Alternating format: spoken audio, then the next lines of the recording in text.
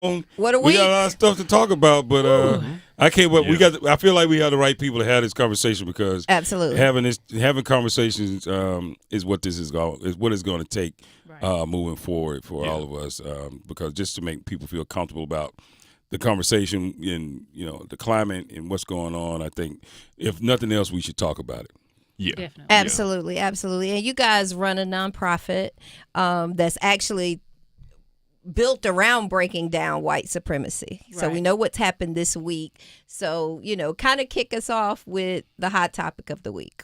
Yes. So the organization is called We Are, and it stands for Working to Extend Anti-Racist Education. And that's what we do. And we believe in the power of education. We believe in breaking down what is white supremacy, what does it look like, how is it showing up.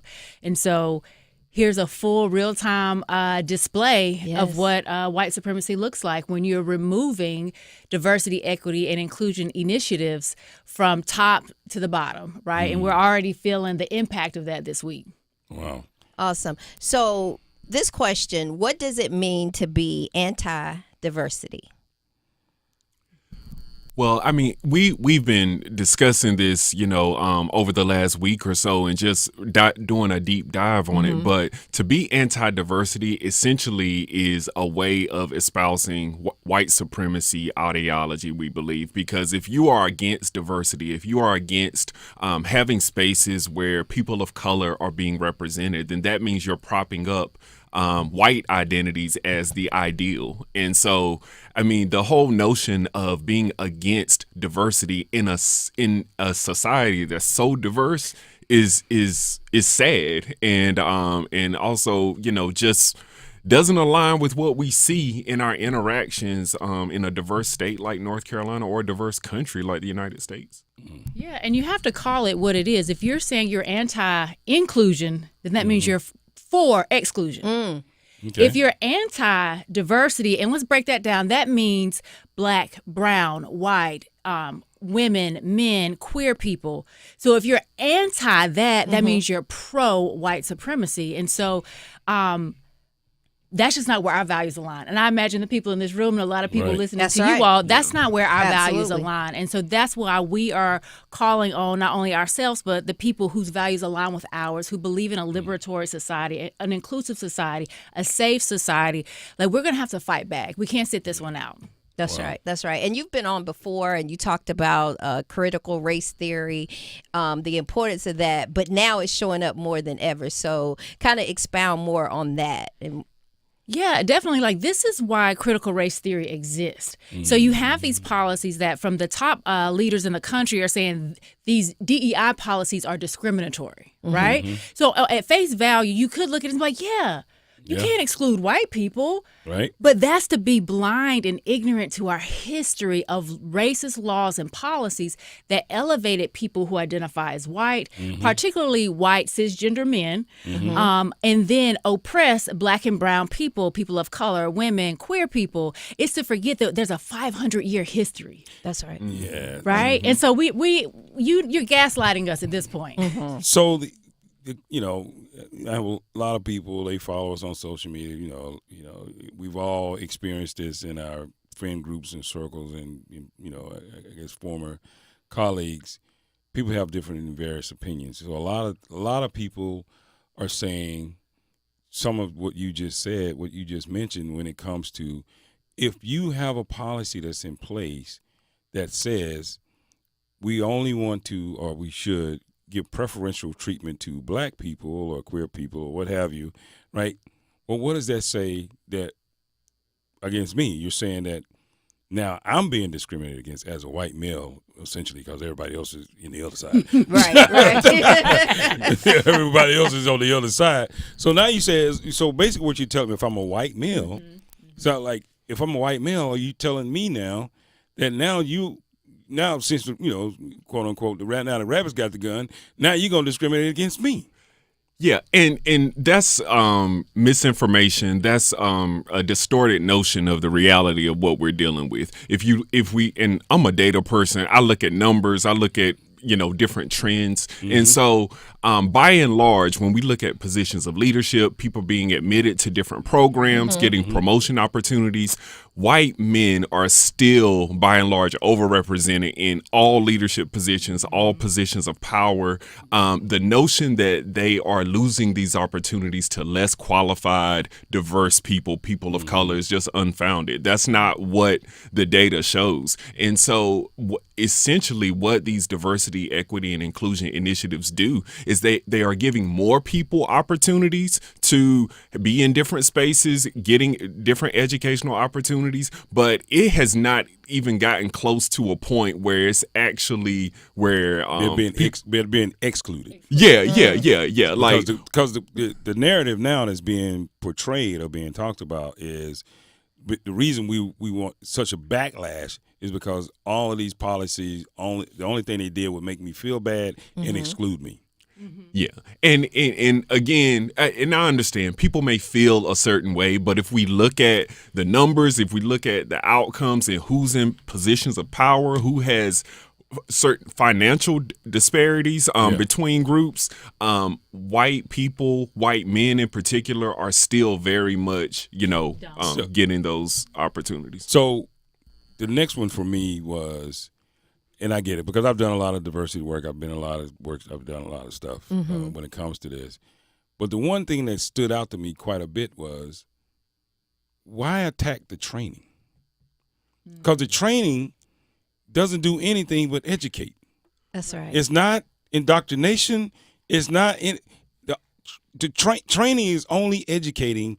Hey, here's another portion of our quote unquote American history that should be accounting for, and here's some things to think about in your everyday job when because you just may not know that you're being exclusionary when you do certain things because you weren't raised that way. So what's wrong with just training? I think part of the problem is that it's not about the training, it's about power. Ooh. Right? This is really about power, who has access to power. And you go, white supremacy is about white power. That's what you have to follow, the power. So because most educated people who are learning the history, who are better understanding how race is being played out, you're like, oh, I see why we need diversity, equity, and inclusion efforts, right? And so you get it. But what's wrong with the education is that it takes away white people's ability to hold power over others, right? And so the smarter and more educated we are, the more likely we are to speak up, the more likely we are to try to balance out things in giving access. And I just want to go back to one of your earlier points. In essence, what you were saying, like sometimes white people will argue this is reverse racism. Correct. This is reverse discrimination. Right. The opposite of racism is liberty. There is no such thing as reverse discrimination. There is no such thing as reverse racism, right? Because if you believe in reverse racism, then you mean that racism only flows from white people to others. So you have to admit that. And they won't admit that. They think anybody can be racist anyone can uphold racist ideology, right? But racism is rooted in legality. It's rooted in laws and policies. And historically, black and brown people and people of color and indigenous people have not had the power to pass laws to even begin to discriminate against, people who identify as white. Wow. Yeah. I seriously doubt we run around here pressing white people. Yeah. Exactly. I haven't seen that yet. Yeah. And I did want to say another thing as far as being anti-training. I totally agree with what Rhonda is saying as far as it being ultimately about power. But I think the initial fear that some people have is people thinking and people learning. Like there is a fear of people starting to think about the fact that thinking about our history, thinking about how the history impacts the present. And as long as you can keep people from thinking, you can keep people from acting, you can keep people from pushing back against systems and dismantling those systems. But ultimately, you have to start with education. You have to start with people being miseducated and not thinking about what's going on, because that will maintain the power structure. Wow. So, Kevin, I want to ask you this question, staying on the dismantling, and just one of the things that really bothered me is the educational piece as well, wanting to get rid of Head Starts and things. I'm a Head Start girl. Yeah. Me too. We Head Start. We all out of Head Start. But and being deputy director of education, kind of expound more on the effects of what's being presented for education. Yeah, I think, well, it goes in so many different directions. And I do think part of the strategy here is to debilitate people with hopelessness, because there are so many different executive orders attacking so many different facets of our society that's supposed to be a democracy, right? But I think the impact on education is it goes in different directions. One of those is just the funding, like taking the funding from Right. programs that are meant to give people good educational experiences that will lead to opportunities that can lead to better life outcomes. And so that is one of the impacts of this. But again, it's also attacking certain parts of history, certain parts of the American story where we can't dismantle what we don't understand. And there are so many things that we as a society need to unlearn. And so when you start to attack that and say, oh, we can't have this conversation in school, we can't talk about what race is or how it was constructed to benefit the propertied white men with property, and to oppress people of color or people who were enslaved or things of that nature. If we can't have that conversation about how that history impacts our present, then you can maintain the status quo, you can keep things going, and ultimately you can make things even more discouraging and heighten the disparities that we see in our society. Just listening to it, this climate, it is, so we are in a unique position where we sit here every morning, we talk to people every day. And now we have other, we got our lives, and we talk to people in other workplaces and other social gatherings. I get this sense from, the minority community or anybody that's not just complete anti, DEI, anything, a sense of frustration. And some of it really comes from not much understanding on really where we are, right? Because some things they say, people that want to dismantle some of these things, it kind of makes sense, but in the big scope of thing, it really doesn't. So if you had to suggest something for people to educate themselves on or try to be involved, where do you think they should start when it comes to educating themselves on, okay, what is this really about? Because now it's time for us all to get in the game. Right. Before it was, they're going to pass this and, a whole bunch of black people are going to get promoted. And that ain't how it works. No, they're going to pass this and they're going to get that bad, that supervisor I never did like because, he running around here with his cowboy boots and his flag on his truck. And that's not what this is about. But now it's time for us all to get engaged and start educating ourselves on what does this all really mean. And the question I have for you guys, where should we start? That's a tough question, because I think it's a lot of places where you can start, and it really depends on like what your avenue for learning is. Like, I'm an educator, so I'm thinking about individualized learning. But it's a book, and it's thick, but it's so rich. It's the 1619 Project by Nicole Hannah Jones. Yes. Okay. It helps you to better understand. It starts in the now, like this is what families are currently experiencing, and now this is the history of how we got here. Right, and rooted in laws and policies. But then there's also a documentary. So if books aren't your thing, then watch the documentary because it's the visuals, it's the storytelling, it's the power there, and it like chunks it and breaks it down for you so that you can understand, okay, how do we get here? And then the next thing I would recommend is finding the local organizations who are doing this work for us. Everybody doesn't have to be an expert. Right. That's right. But we need to be able to learn and listen and be. You had talked about community earlier. Go and find the organizations in your area who are doing this work, who've been doing the research for us to help us move forward. So everybody doesn't have to know everything, but you got to be willing to be in community, and you got to be willing to listen to the people who have been doing the work, who have been studying it. So I would say, get connected to those communities, and at least that one resource, which is a book, and then a documentary to help you to pull some things together. I don't know if you want to add. Yeah, I mean, I totally agree with that. I love the perspective of the book and the documentary, and the community base, because again, there are leaders that we can be looking to who can help guide us through these systems, right? And how to push back.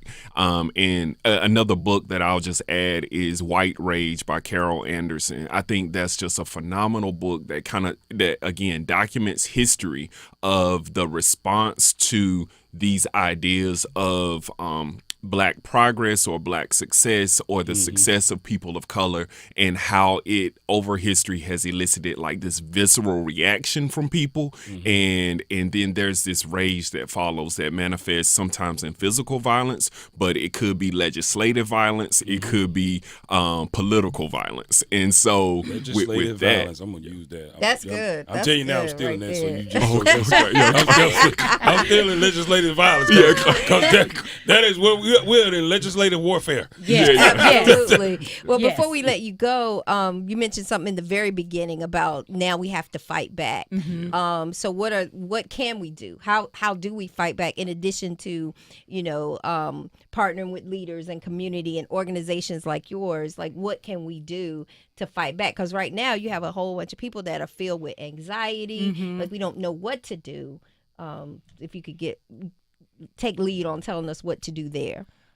For those of us who identify as people of color, for those of us who are Black, who are Right. women, we have to take care of ourselves too, because we've been living in a racist society, and it's already had an impact on us, right? It's just trying to navigate the regular day to day. That's right. And so we do have to care for ourselves. Just know that this is a marathon and not a sprint. None of us should be going out as individuals trying to solve or fix anything. This is a time to connect, to get grounded, and to connect with community. Reach out to family and friends. Again, reach out to other organizations. Take a break when you need it, pause, but then re-engage, right? Again, finding those organizations, connecting with them, and moving with intentionality and not falling prey to the chaos. The system is doing what it's designed to do. Right. To create this chaos so that you can't even think straight, right? Breathe, slow down. Find those people, again, those organizations in your community. Blueprint is an organization, Southerners on a New Ground, are organizations who've been doing this work, and then try to plug in and hear from them, right? We don't have all of the answers, but I know rushing out trying to solve something, falling prey, which I get it. I have empathy. I'm feeling anxiousness in my own body, right? But I know that we're going to have to settle down and be intentional about how we move forward. That's awesome. And so how can we get in touch with you guys? Yeah, you can find us on the internet at weare-nc.org. We're also on all social media platforms at weare_NC. I think that's us. And my name also is Disruptive Peace, at Disruptive Peace, but disruptive without the E at the end, and then PEACE. So that's the work that we're doing. Outstanding. Disruptive peace. I always say this, that, in times of stress and, and turmoil, we, as African Americans, we turn to our faith, but we also turn to education. Yeah. And we also turn to trying to learn and trying to figure it out. And I think this year should be a year for us all to say, all right, we should get re-engaged. That's right. In this process, and we should try to learn, because they handed us, just like they did 52 years ago, they handed us, the equal opportunity and some other legislation. They handed that to us, right? Then they handed us DEI, and we were like, yeah, appreciate it, we're good. But no one took the time to try to learn. Look at 1619, try to learn. That's right. Right? So now here we are. Yeah. Now they've disrupted something that they handed us. Well, the problem with that is we didn't get involved in the process once we had something that could actually work as a tool for us. So I think it's time for us to re-educate ourselves and get back involved in the process. Yeah, and they didn't hand it. We even had to fight for those things. Well, yeah, that's true. We had to fight for those things. And I do have to say, as a believer, faith without works is dead. That's right. And so we got to have both. We have to have the faith and the works. You got to move with your feet. Pray with your feet. That's what Douglas said. Outstanding. Awesome. Thank you so much. Thank you, guys. Appreciate